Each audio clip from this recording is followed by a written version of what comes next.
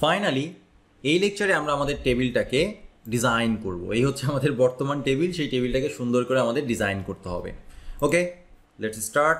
So আমাদের container পর্যন্ত design করাই ছিল, এবার আমরা চলে যাব অ্যাকচুয়াল টেবিল ডিজাইনে। টেবিলের জন্য আমাদের ক্লাস নেম নেওয়া ছিল ডট টেবিল। এটা আমি উইডথ বলে দিব 100% এবং একটা font family, default font family আমি বলে দিতে যাচ্ছি। ফন্ট ফ্যামিলি হচ্ছে এরিয়াল হেলভেটিকা। এইটা দেখেন কি অবস্থা হয়, আমার টেবিলটা কিন্তু এক্সপ্যান্ড করে গিয়েছে খুব সুন্দরভাবে, তাই না? অনেক সুন্দর লাগছে ব্যাপারটা।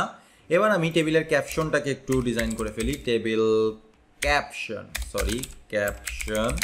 ক্যাপশনের ডিজাইনটা হচ্ছে font size 20 pixel, font wait 500, আর ফাইনালি মার্জিন বটম, একটু মার্জিন দিতে যাচ্ছি বটম থেকে যেন টেবিলের সাথে গায়ে গায়ে লেগে না যায়। মার্জিন বটম 0.5 mm, ছোট্ট করে, খুব বেশি না, এখানে একটু জায়গা চলে আসলো। ওকে, এবার আমার যেটা করতে হবে সেটা হচ্ছে আমার টেবিলে কোনো বর্ডার নেই, আমাকে বর্ডার প্রোভাইড করতে হবে। টেবিল THTD সব জায়গায় আমাকে বর্ডার প্রোভাইড করতে হবে। ওকে, তাহলে আমি বললাম যে table THTD, actually not THTD, dot table dot table TD।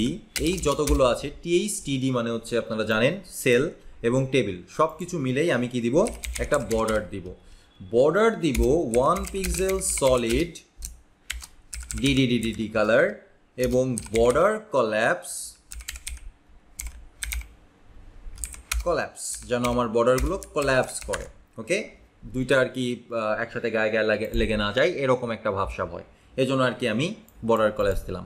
এবার হচ্ছে দেখেন যে আমার টেবিলটা মোটামুটি সুন্দর লাগছে, কিন্তু আমাদের কোনো সেল আইটেমের মধ্যে কোনো রকম কোনো প্যাডিং নেই। তো এই প্যাডিংটা আমাদের প্রোভাইড করতে হবে, এবং প্যাডিং প্রোভাইড করতে হবে শুধুমাত্র টেবিল TH এবং TD আইটেমের ওপরে। সো আমি এই দুটাকে কপি করে নিলাম। এইবার আমি শুধুমাত্র এখানে প্যাডিং প্রোভাইড করব 1 rem।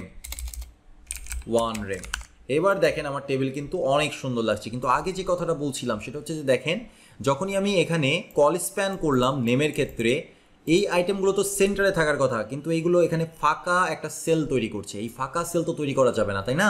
এখানে এই দুইটা মিলে, এই দুইটা বক্স মিলে মাঝখানে ইমেলটা থাকার কথা, দুইটা বক্স মিলে ফোন থাকার কথা, এবং দুইটা বক্স মিলে বার্থডেট থাকার কথা। এটা নেই, কারণ হচ্ছে আমাদেরকে আমরা রো স্প্যান করিনি। আমাদের যেমন কল স্প্যান করতে হবে নেমের ক্ষেত্রে, ঠিক একইভাবে রো স্প্যান করতে হবে। কারণ দেখেন এটা একটা রো, এটা একটা রো, এই দুটো রো মিলে একটা রো হবে, এই জন্য এটাকে বলবো আমরা রো স্প্যান।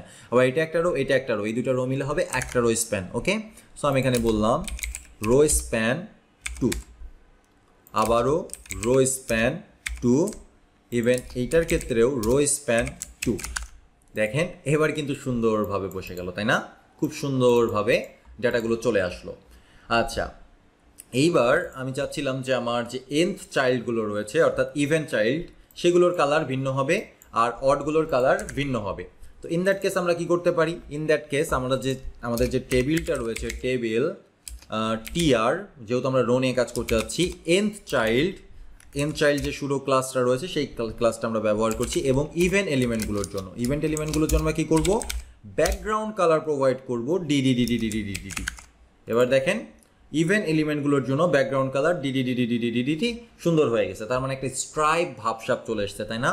স্ট্রাইপ টেবিল আমরা খুব ভালো মতো দেখতে পাচ্ছি, কিন্তু এই জায়গাটায় আবার এক্সট্রা করে একটা কালার এসছে, যে কালারটা আমরা চাচ্ছিলাম না। হেডারে কেন কালার আসবে? হেডারে যদি কালার আসে পুরো হেডারে কালার আসবে, এখানে শুধুমাত্র কেন কালার আসবে? তো এই জায়গাটার জন্য আমরা যেটা করতে পারি, আমাদেরকে একটু এক্সট্রা কাজ করতে হবে, সেটা হচ্ছে টেবিল টি হেডের মধ্যে থাকা টিয়ার nth চাইল্ড